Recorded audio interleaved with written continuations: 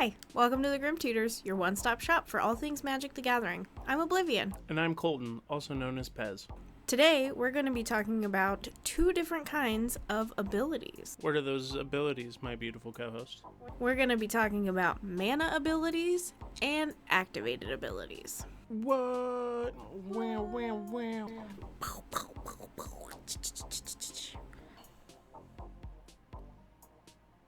Is that dabbing?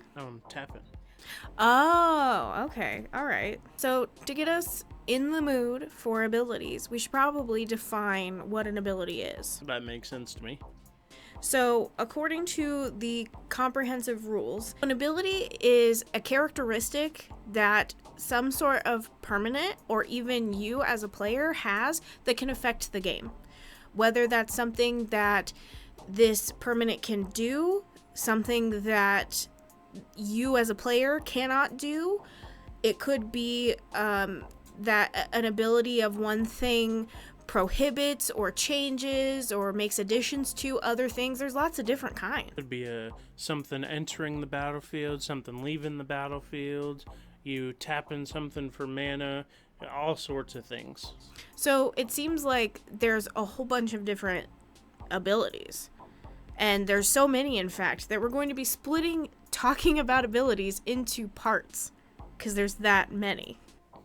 We're making a trilogy, baby. It's Star Wars.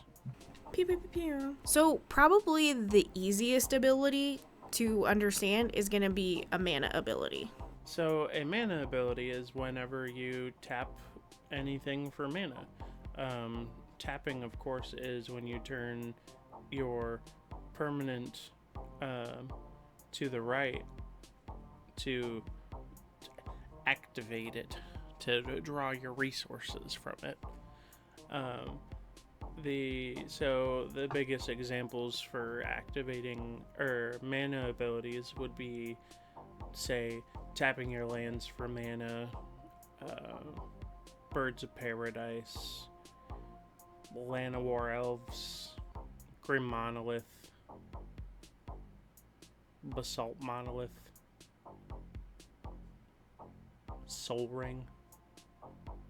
Anything that will add mana to your mana pool by tapping it. That is a mana ability.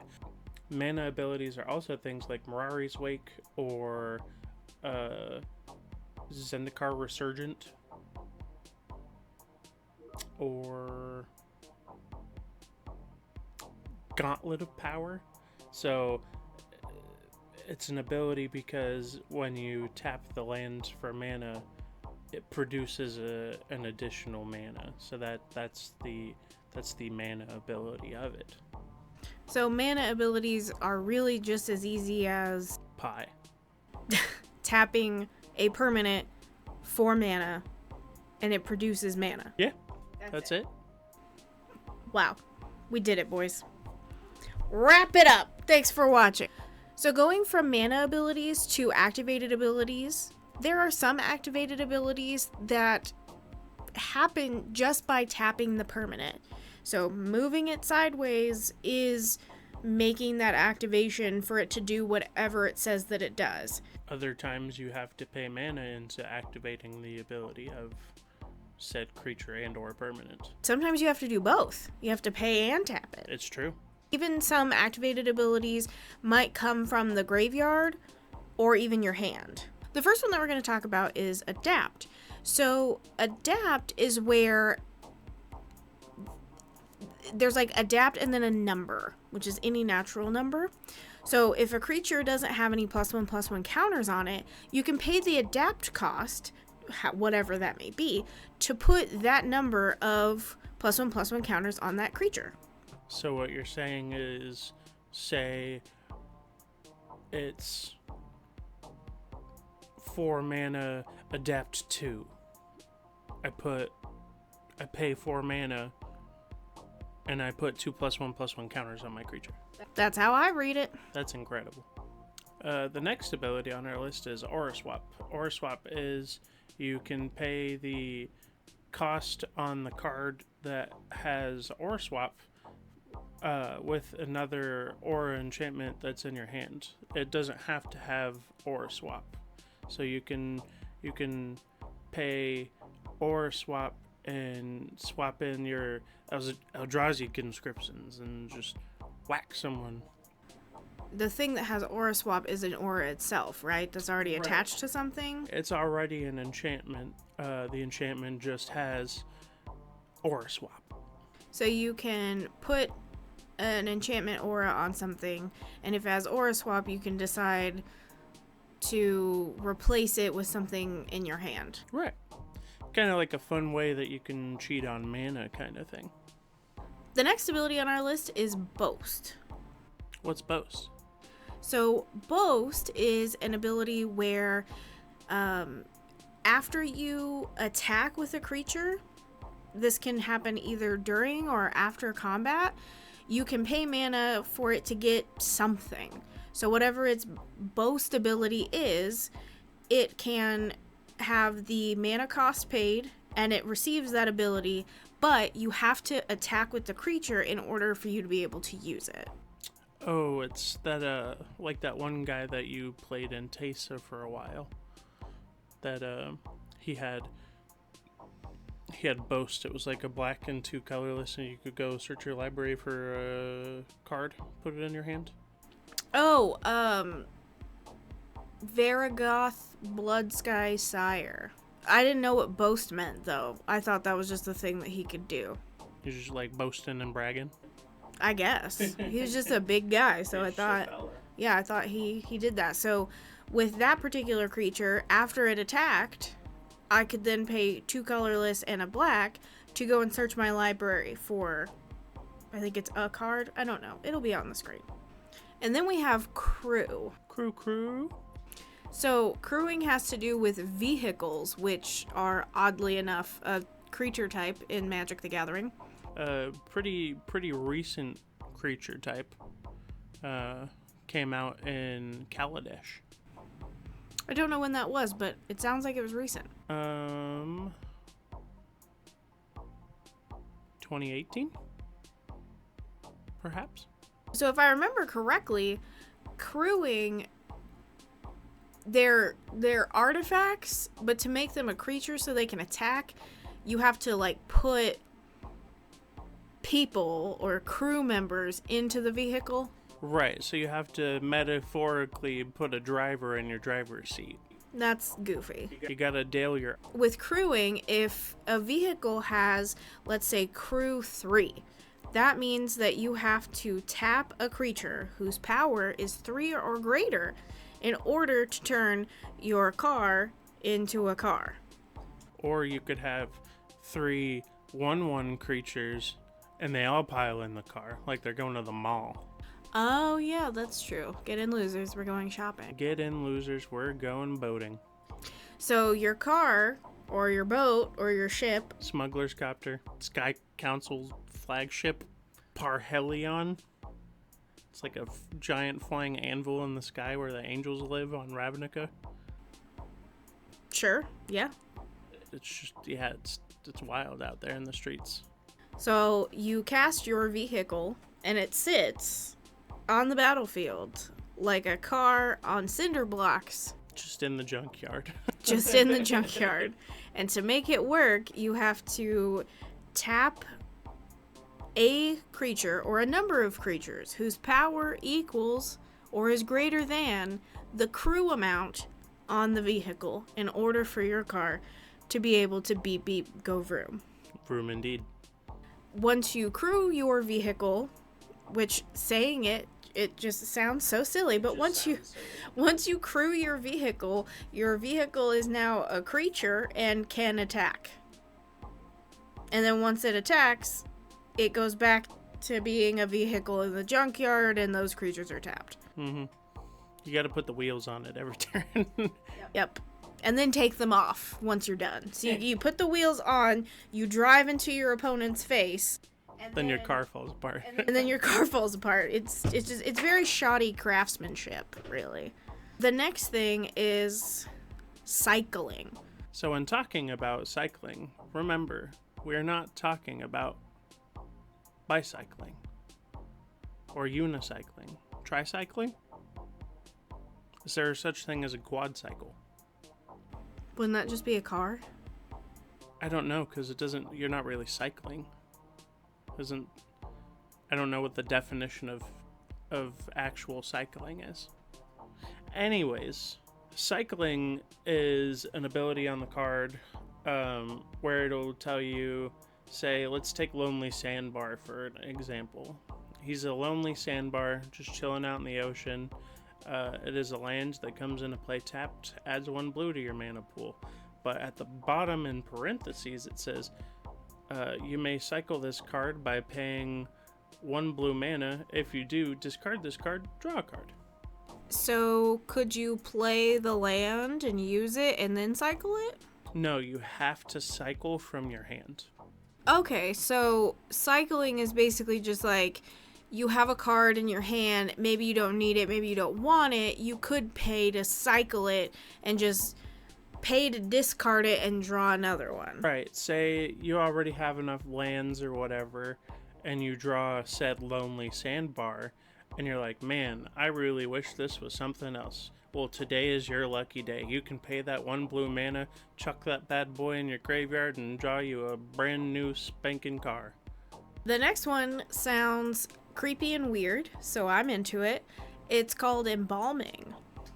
Embalming? Well, Embalm. Embalm. Yeah. Is that like what you do with like dead people? Yes. Nice.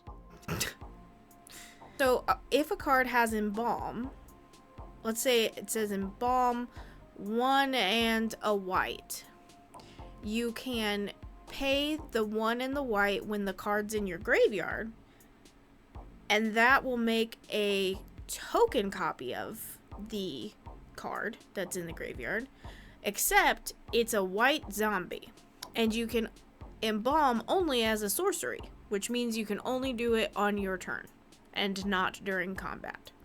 So basically, you've got your dude, you attack or you block with it, he's in the graveyard, he has Embalm, so you can pay mana and exile him out of your graveyard to make a copy of him. And just kind of bring him back.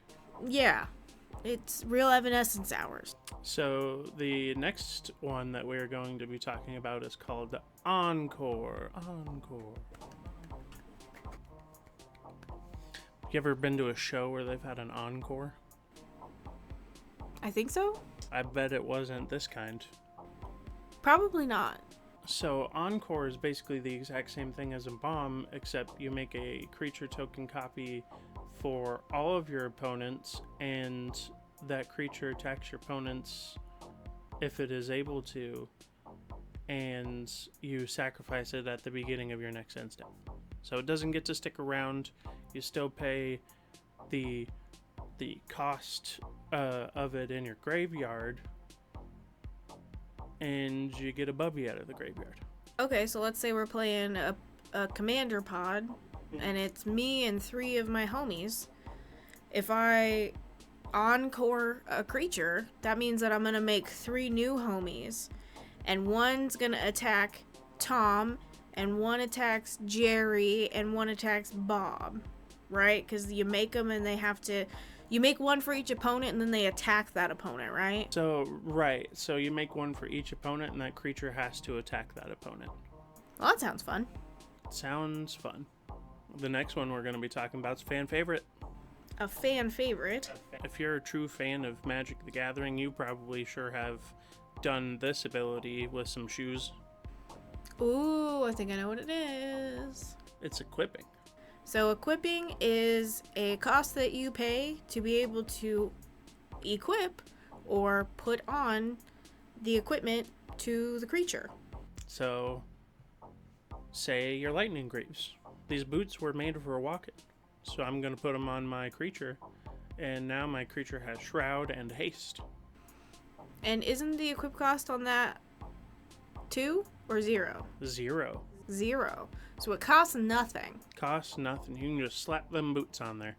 One of my favorite equipments being Sword of Feast and Famine, 3 mana sword, says whenever you deal combat damage to a player, You get to untap all of your lands, and they discard a card.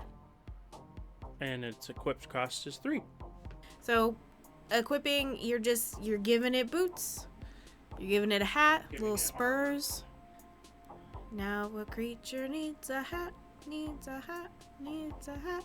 And his pair of fancy boots, fancy boots, fancy boots. And something about some spurs, but there's no spurs in Magic. But for some reason there's cars. And they can go riding. Whenever you equip the equipment to the creature, it gets the benefits of that equipment. So sometimes it makes it stronger. It gives them things that happen when they deal combat damage. It gives them perks. Gives them other special kind of abilities and all sorts of fun stuff. Yeah, but in order for them to have those abilities, you have to pay to equip the equipment to them. But here's a cool little pro tip. If your creature dies, your equipment stays around, unless they blow up your equipment too. And also, you can only equip at sorcery speed unless specified otherwise. There's also one in here for equipping Planeswalker, but I'm pretty sure that's just that one sword that we talked about last week, the Luxior Giada's Gift sword, or is there other stuff? In my knowledge, that is just that one. So you equipped it to your Planeswalker, and it kind of turns your Planeswalker into a creature type deal. But if it says equip Planeswalker, that just means that you pay to equip it to a Planeswalker rather than a creature. Because remember, Planeswalkers are not creatures. So you can't put shoes on Ren unless the shoes say that she can wear them. They might not be in her size. She's probably like a size 11, and I think they're only size 3. Next we have Eternalize, which is very similar to Embalming. They have a lot of that ability, it seems like. Yeah, and it seems like they probably just have different names based on the set. I'm not the professional or the person to ask about that, but it seems like depending on the set or like the overall vibes of some of the cards, it depends. Give us the answers, Mark Rosewater. Why are there so many different abilities that are kind of the same thing but also a little different? So Eternalizing, you're going to pay the Eternalize cost on a card that's already in your graveyard. You're going to be able to exile said card and then make a creature token that's a copy of it, except it's a 4/4 black zombie. And again, you can only do this at sorcery speed. So only on your turn and not during combat. Only sorcery speed? That's a stinker. I like doing things on my opponent's turns. Well, you can, but not this. Shucks. So the next ability that we're talking about is forecast, like for weather.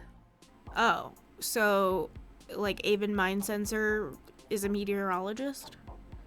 Avon Meteorologist Sensor? Avon Meteor Sense? I tried. Boo. So forecast is, let's take Pride of the Clouds for an example. It's 2 colorless, a white and a blue. That's its forecast cost.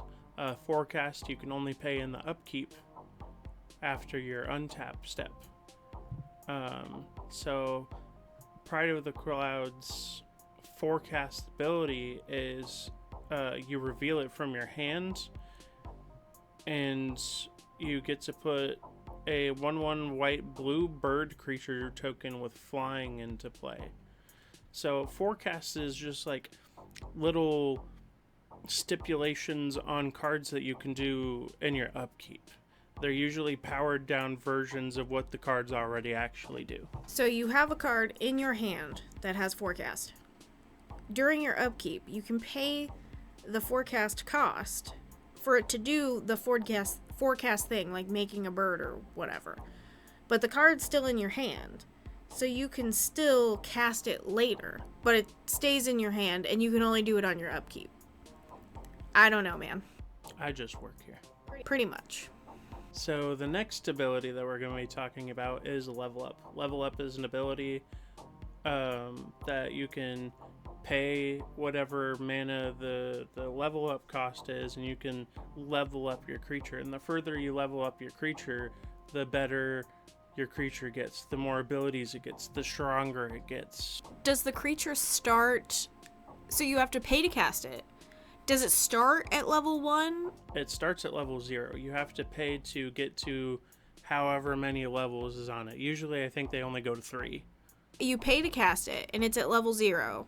And then you have to pay to level it to level 1, which gives you something.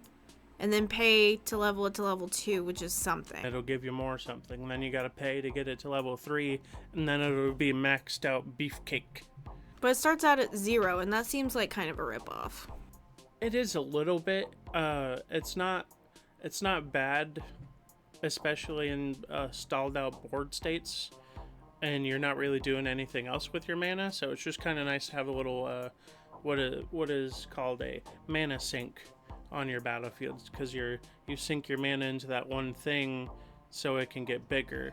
Like a... Oh geez, what was the snake from Modern Horizons? I am not the person to ask. I know. Hex Drinker. The name of the snake is Hex Drinker. Can snakes drink anything? Yeah, they drink water. Snakes do? They think they absorb it. Well, maybe, but I wouldn't think. They just like... They slurp? Yeah, they just kind of slurp it. But how do they slurp? Like dogs slurp because they take the tongue and they scoop it in their mouth. They suck it into their mouth, or kind of like open it up and like catch it in there and like... So they do like the feeder fish, filter feeding, like fish? Never seen like a little hognose snake video of it drinking water? You just like sipping up some water. I mean, I've seen videos of hognose snakes, but I can't recall ever watching them drink water. Really, it's really cute. I assumed if they were just doing their blah, blah, blah, that they were just they were just blah, blah, blah, They're what? blah, blah, blah. They were just doing it. I didn't think that was like an action. Oh, that's how they smell. Well, yeah, but that's not. So then They're not smelling the water. right. So then how are they drinking it? Slurping it, glurping it. But how are they slurping? Garble slurping it. How are they doing that if they're blah, blah, blah, blah, blah, blah? Are you trying to tell me you can't dunk your head into some water and drink without... No. She said no. Okay, so tell me about this Modern Horizons snake hog whisperer. So it's a 1 colorless, 1 green, 2/1 that has level up. And the further you level it up, the better its stats get. I think at the very end it becomes a 6/6 that has protection from everything. Well, that sounds like a great mechanic, and I'm shocked that I've never heard of it before. The next up on the list is something that I think is relatively new, but I could be wrong. And it's called Ninjutsu. Ninjutsu was originally released back in original Kamigawa, in Betrayers of Kamigawa. Oh, so it's not new. It's not new. I think it came out in like 2005. Oh. So Ninjutsu is kind of like it sounds. It's ninja sneakiness. Get a little bit of whoosh in there, you know? Have you ever played a creature with ninjutsu on Arena? I have not. I haven't touched Arena since it came out like 5 years ago or whatever. I'm not gonna lie, it's actually kind of silly. So when you ninjutsu it has like, you go to cast the card, right, and it pops up, you can do it regular or ninjutsu. And around the box where it says ninjutsu, it has like Chinese throwing stars around it that are going and that's like the animation for it. And then when you ninjutsu, so it's just got like shurikens on it? One that the boys put in Butters' eye on accident and make him a dog? Yeah. Whiff.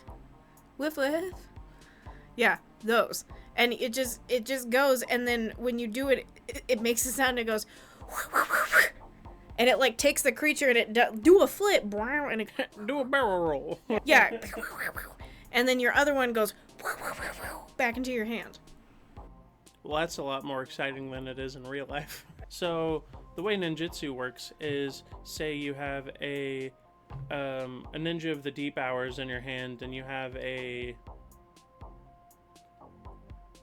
I don't know, just a 1 mana 1/1 that has unblockable. There's a whole bunch of them. Your creature is unblocked before it deals combat damage.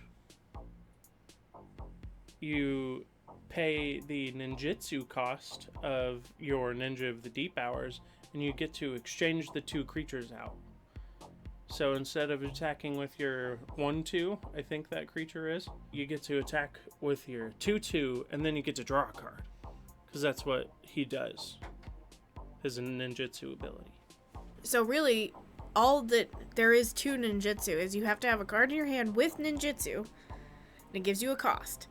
And if you are attacking, and a creature is not blocked or can't be blocked, is not blocked somehow, you can pay the ninjutsu cost. And slap that bad boy in the place of the unblocked creature. Yeah, you just pull your other dude bro back into your hand, and you're putting this one out, and they're exchanging.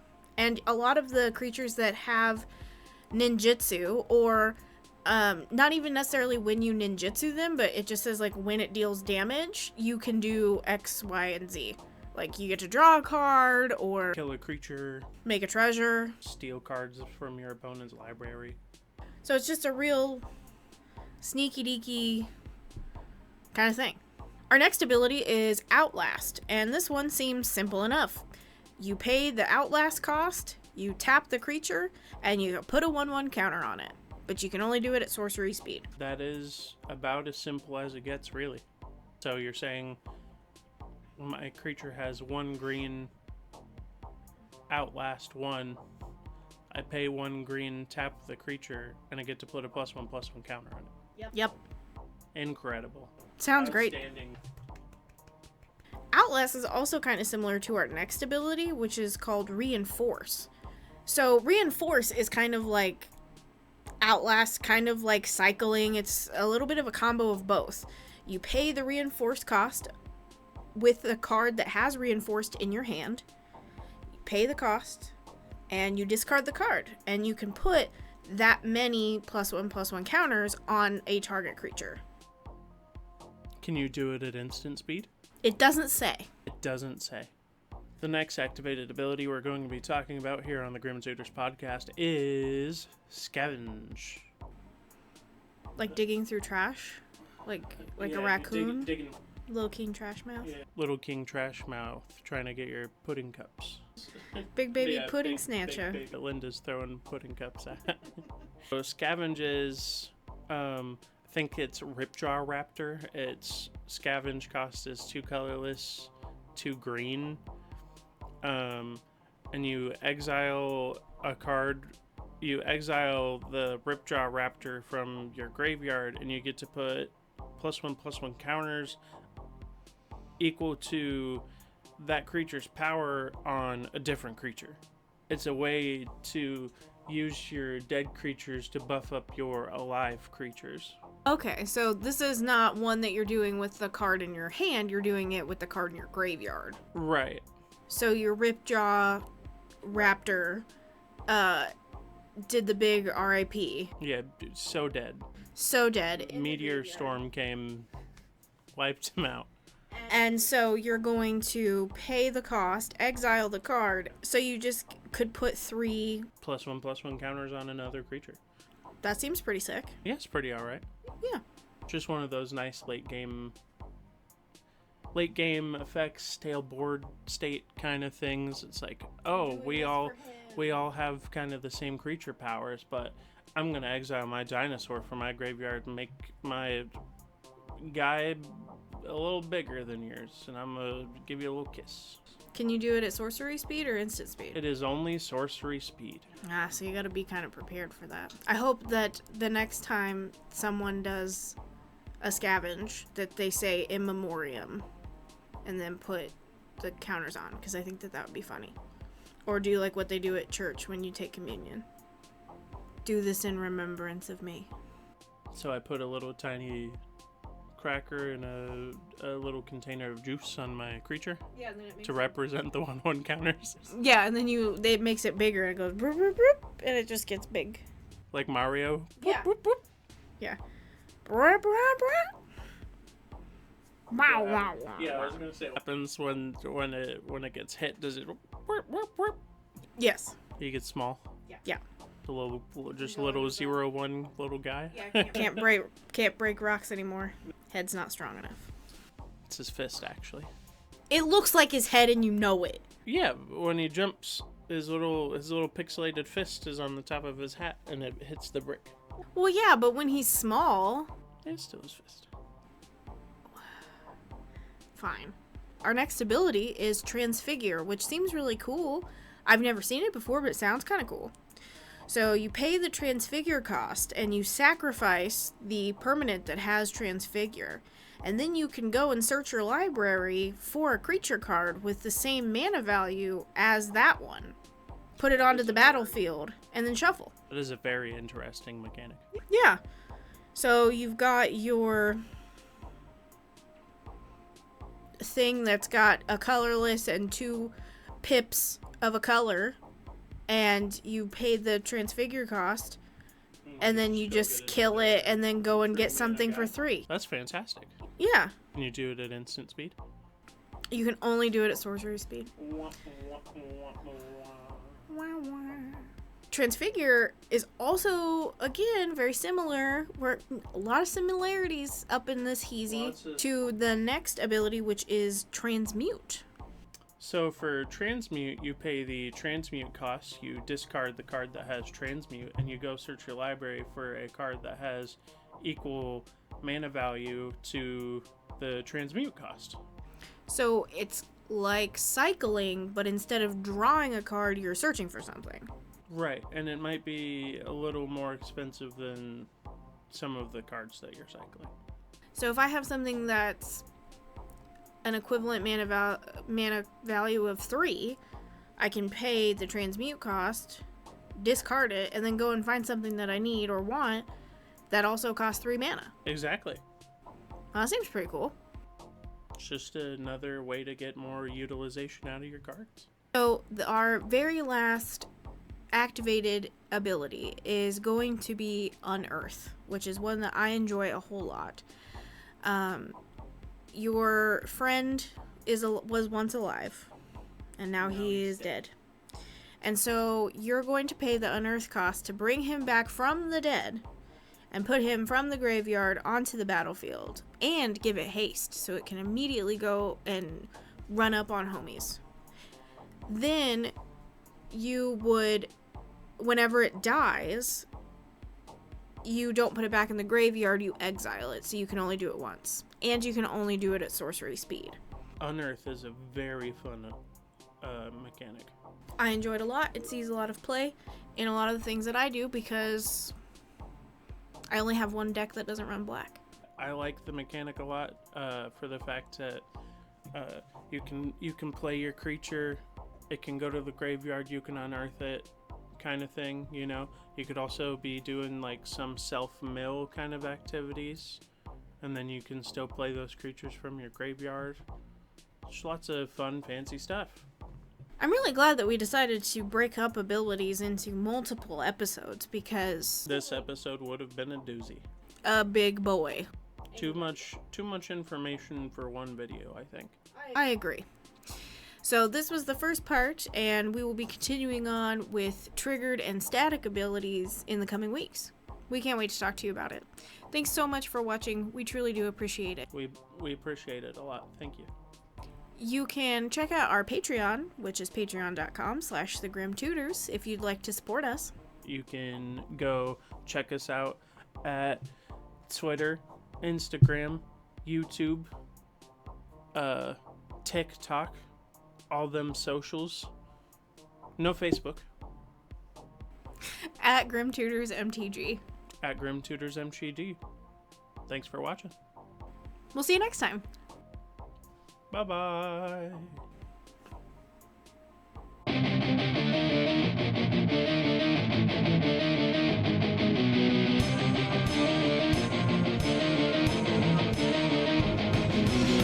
No. I don't know. What's an ability?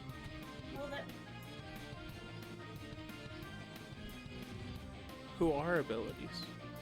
Where did they come from? Where did they go? Where did they come from, Ability Eye Joe? But not like that one guy with the bracelets. One guy with the bracelets. Yeah. Is it Lance Armstrong? Yeah. I almost said Neil Armstrong, but that's a different kind of cyclist. How would he be a different kind of cyclist? He's a day and night cyclist in the outer space. That doesn't make any sense. I'm just glad that you figured that out. It's real Wild West up here in the head. Oh.